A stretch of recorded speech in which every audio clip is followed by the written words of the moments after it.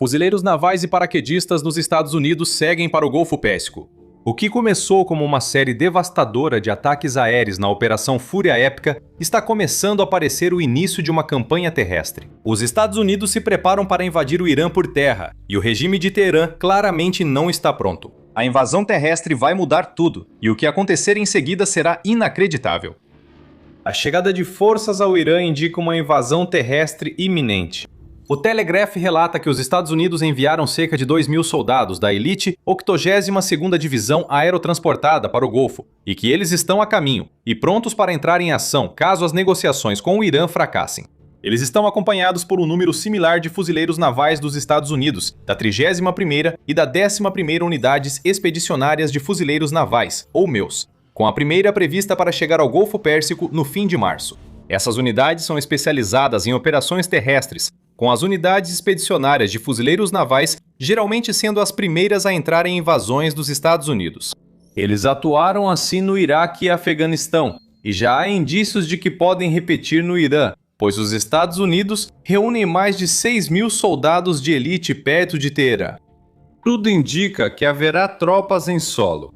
Isso mudará tudo para o Irã, e o regime sabe disso. Por isso já vemos sinais claros de desespero do regime iraniano, junto com tentativas de se preparar para enfrentar soldados americanos em seu território em breve. A ilha de Karg mostra claramente esses preparativos e indica uma das 4 possíveis formas dos Estados Unidos atacarem o Irã por terra.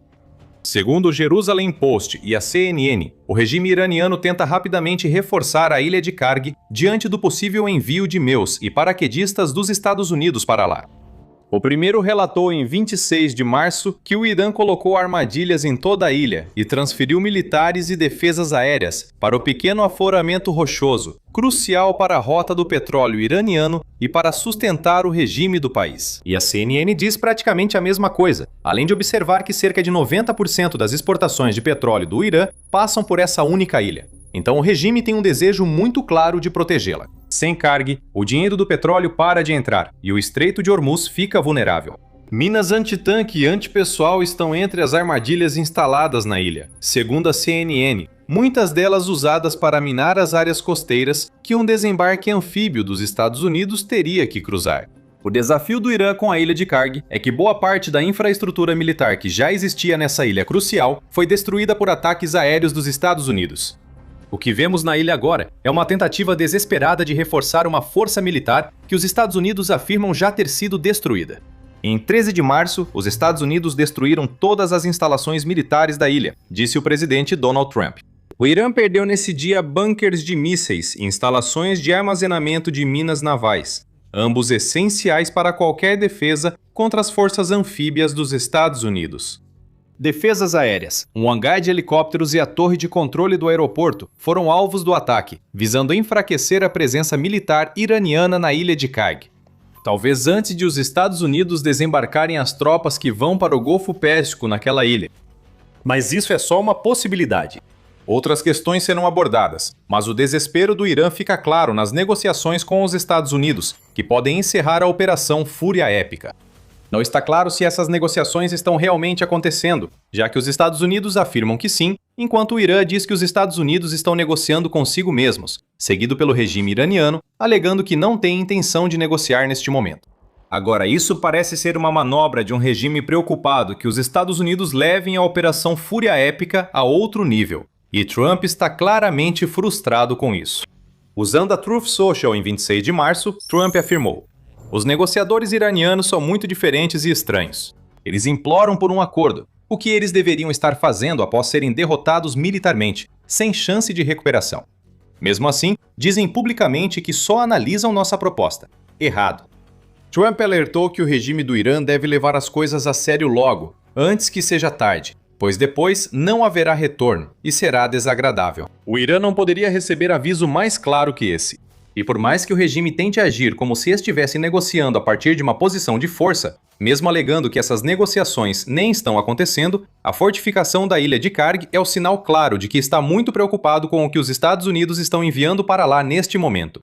Mais de 6.000 fuzileiros e paraquedistas chegam, mas o que acontecer depois pode surpreender a todos, principalmente o regime do Irã. A ilha de Karg pode nem ser o alvo de uma invasão terrestre. Atacar essa ilha é só uma das 4 opções que os Estados Unidos podem adotar, já que a presença de tropas em solo parece inevitável. O primeiro cenário que vamos tratar ignora totalmente a ilha de Karg. Os Estados Unidos podem optar por enfrentar o bloqueio iraniano no Estreito de Hormuz, em vez de enfraquecer o regime com um ataque às instalações de petróleo na ilha de Karg. Para isso, os Estados Unidos precisariam focar nas regiões costeiras do estreito e em uma ilha diferente, que pode ser tão estratégica para o Irã quanto a ilha de Karg, mas por outro motivo, permitindo bloquear Hormuz. Se esse for o plano, há bons motivos para os Estados Unidos quererem executá-lo. O bloqueio de Hormuz pelo Irã fechou uma rota marítima por onde passa cerca de 20% do petróleo mundial, principalmente de países do Golfo, não aliados do Irã. Acredita-se que o Irã tenha minado as rotas de navegação estabelecidas nesse estreito, e seu bloqueio resultou em um aumento dos preços do petróleo para cerca de $100 por barril. O ponto-chave desse bloqueio é a abordagem assimétrica do Irã, que evita enviar navios de guerra ao Estreito de Hormuz para não serem alvos fáceis do poder aéreo dos Estados Unidos. Em vez disso, o Irã está usando uma combinação de drones, mísseis antinavio e barcos rápidos para tornar a travessia do Estreito de Hormuz uma perspectiva muito perigosa para qualquer navio mercante, que normalmente utilizaria essa rota marítima. Aqui as forças terrestres dos Estados Unidos entram em ação. O Irã controla o Estreito de Hormuz porque sua costa cobre todo o trecho de 100 milhas da passagem. Ao longo da costa, ficam locais ocultos de lançamento de mísseis e portos improvisados, que viabilizam a abordagem assimétrica do Irã. Então, o que poderíamos ver por parte dos Estados Unidos é o desembarque de seus fuzileiros navais, ou talvez lançamentos aéreos de paraquedistas, que têm a missão de eliminar ou manter sob controle pontos militares-chave na costa do Estreito de Hormuz, tirando assim a capacidade do Irã de usar esses pontos em seu bloqueio. E então vem a ilha que mencionamos anteriormente. Agora, Keshin é uma ilha que fica de frente para o Estreito de Hormuz. É a maior das muitas ilhas que existem na região do Golfo Pérsico, embora com cerca de 130 quilômetros, ou aproximadamente 80,7 milhas de comprimento, ela seja certamente vulnerável a uma campanha terrestre. Você pode se perguntar por que os Estados Unidos se importariam, já que Keshin é famosa por sua vegetação e vida selvagem, razão pela qual o Irã pediu seu reconhecimento como Patrimônio Mundial da Unesco em 2007. Mas por trás do popular destino turístico, existem segredos que o Irã não quer que ninguém saiba. Segundo o Telegraph, agora, escondidos sob as cavernas de sal e manguezais que há tempos tornam Keshin um ponto turístico, existe uma cidade subterrânea de mísseis onde o Irã armazenou armas, incluindo os tipos de munições antinavio que tem usado para atacar navios mercantes no Estreito de Hormuz. Alguns túneis dessa cidade de mísseis atingem profundidade de até 500 metros. As armas do Irã estão escondidas em uma ilha estrategicamente posicionada para ajudar a bloquear o Estreito de Hormuz. Para os Estados Unidos, uma operação terrestre nessa ilha ajudaria muito a resolver o problema de Hormuz.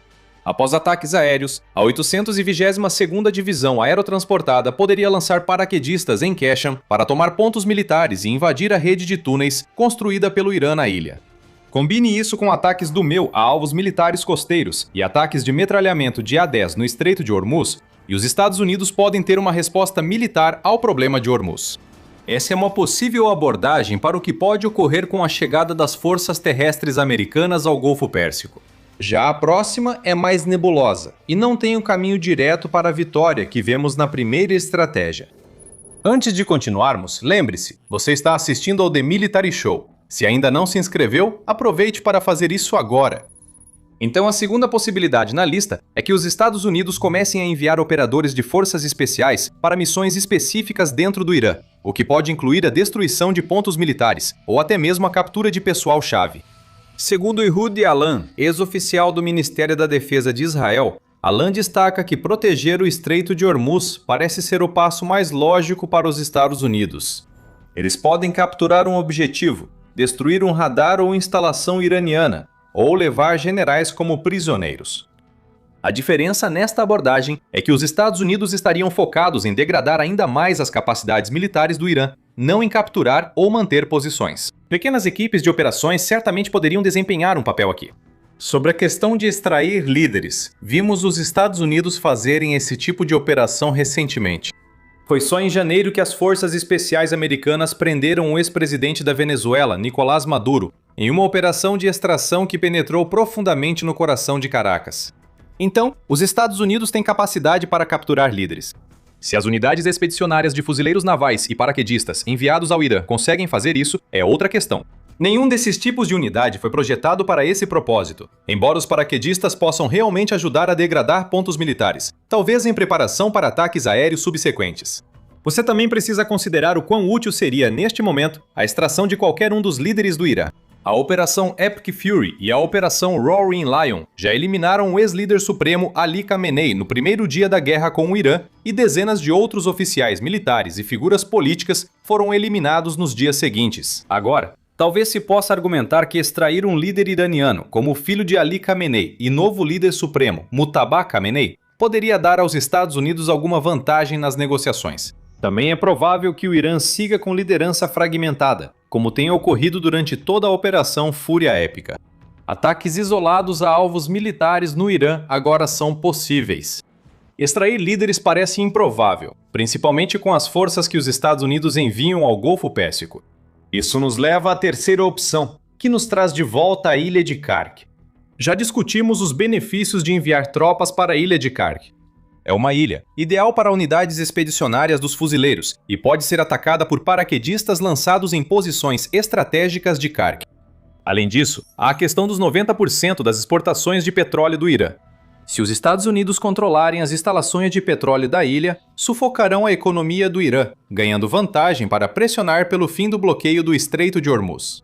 Ou isso só levará o regime iraniano à falência, forçando sua rendição. Qualquer opção seria boa para os Estados Unidos. Agora, uma invasão da Ilha de Karg também é bastante possível. O ex-comandante do CENTCOM, Joseph Fottel, disse ao Warzone: "Acredito que numa ilha pequena como Karg, um batalhão de fuzileiros navais ou soldados conseguiria isso." Então, estamos falando de algo em torno de 800 a 1.000 soldados. Talvez um pouco menos, provavelmente não muito mais do que isso, afirma Fottel.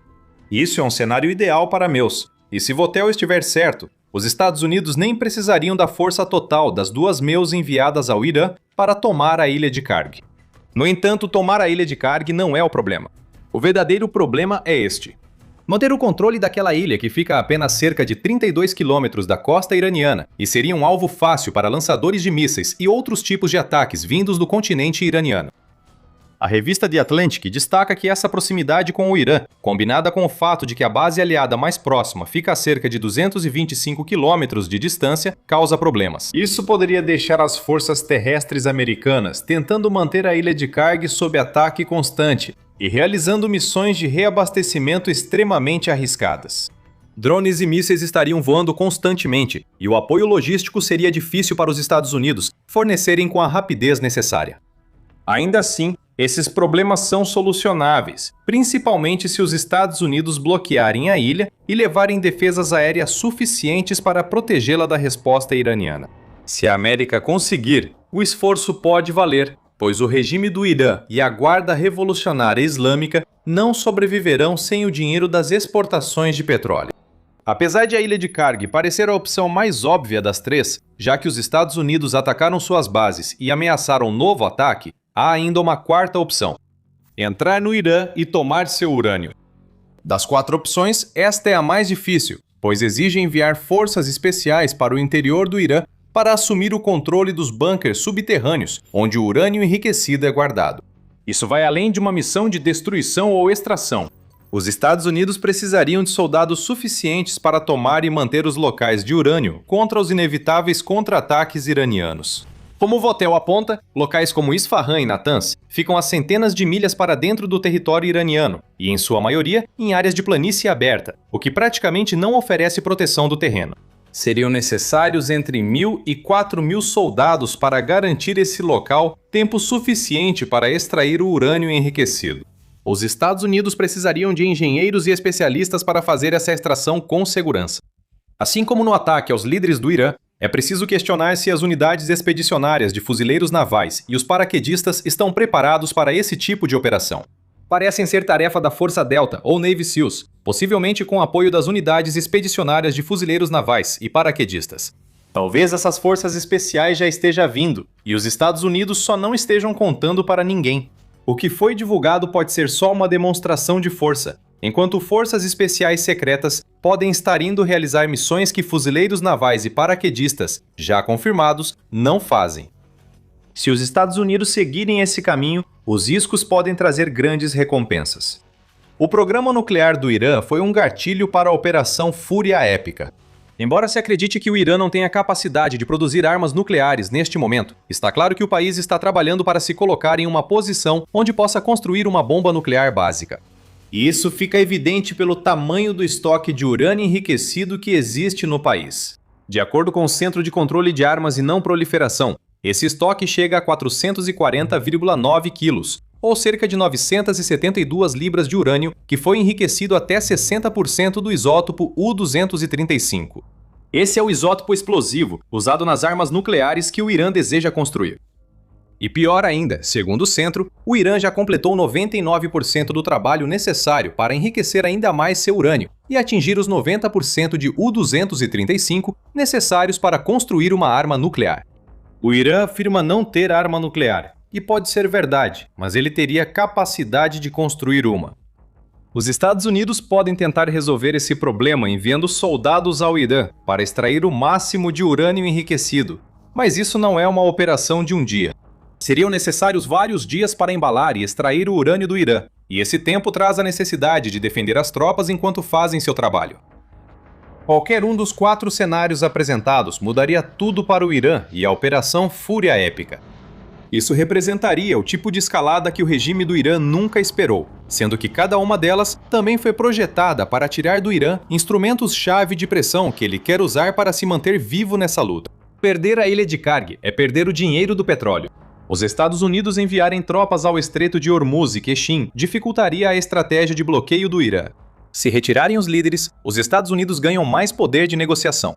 A perda do urânio enriquecido e a destruição controlada de centrífugas e equipamentos vitais prejudicariam seriamente os planos nucleares do Irã. Isso também pode aproximar o Irã de uma mudança de regime. Em entrevista à CBN News, Doron Campbell, ex-vice-comandante da Unidade de Forças Especiais Sayeret Matkal de Israel, diz que generais da Guarda Revolucionária Islâmica provavelmente estão frustrados e prontos para desertar. Ele acrescenta que Estados Unidos e Israel terão agentes infiltrados em campo para incentivar essas deserções. No momento crucial, quando o colapso da Guarda Revolucionária Islâmica for iminente, esses generais podem mobilizar suas forças, se unir a agentes do Mossad e da CIA e iniciar uma revolução interna em grande escala, afirma Campbell à CBN News. Tropas americanas em solo podem trazer esse momento decisivo. Se isso ocorrer, o regime do Irã não estará apenas perdendo um importante instrumento de pressão, independentemente da escolha dos Estados Unidos. Também estaria prestes a perder o próprio centro de poder que mantém há décadas. Parece quase certo que a maior invasão terrestre dos Estados Unidos na história do Irã está prestes a ocorrer, o que pode mudar tudo. Já falamos das MEUs dos Estados Unidos, e para saber mais sobre elas e suas possíveis ações no Irã, veja nosso vídeo. E se você gostou desse vídeo, não se esqueça de se inscrever enquanto acompanhamos os movimentos dos Estados Unidos na transição para uma fase terrestre da Operação Fúria Épica.